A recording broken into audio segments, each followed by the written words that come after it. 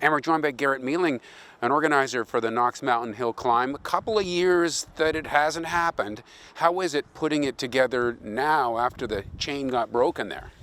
Everyone was a little bit nervous. It's been running for a very long time, and we worked really hard in 2021 to try and get it going, and then kind of fell off the rails and had to cancel it.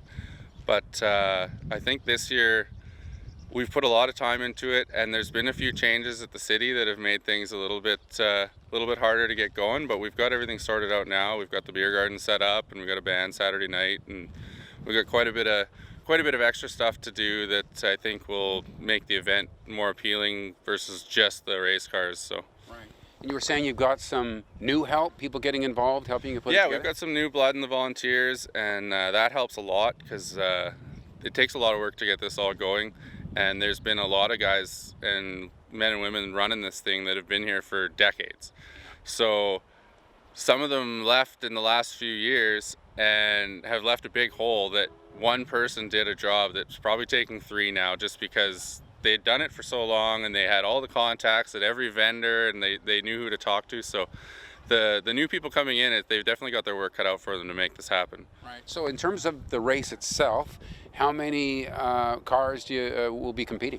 We're right around the 55 mark right now. It's fluctuating a little bit here in the last week leading up to it as some people get cars running that they maybe thought they might not get running, and a few people maybe didn't get things running that they thought they would. So we've had a few people cancel and a couple stragglers sign up just in the last 24 hours. So we're hovering in that 55 mark, which is a pretty typical number for us. Sometimes all the practice in the world won't help you. Walter Smith came all the way from Victoria only to have a shock mount shear off, collapsing the front suspension. This put him out of the race. So this is a pretty unique event, a long history here in Kelowna, but in terms of auto racing, the only one of its kind in Canada? Yeah, this is the last remaining hill climb like this in Canada. It's the longest running paved hill climb in North America. Obviously, a lot of people, if they're into hill climbs, will know about Pikes Peak in Colorado. That's been running longer, but it was not paved the entire time. This is the longest running paved hill climb. Still a few days out, and it still is a popular, walk. Some people walk, they bike, few can drive up.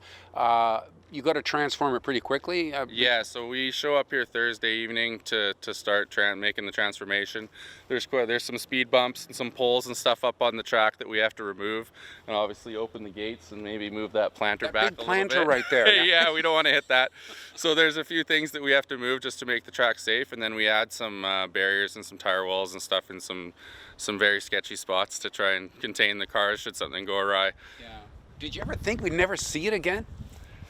That crossed my mind for sure. I'm surprised actually how much support there is for it this year, though. I kind of felt like it might go the other way, but it's everybody's really into it, and it seems like we're getting a lot of interest from competitors, spectators, news outlets. Everybody's been really excited. So. Yeah. All right. Well, best of luck.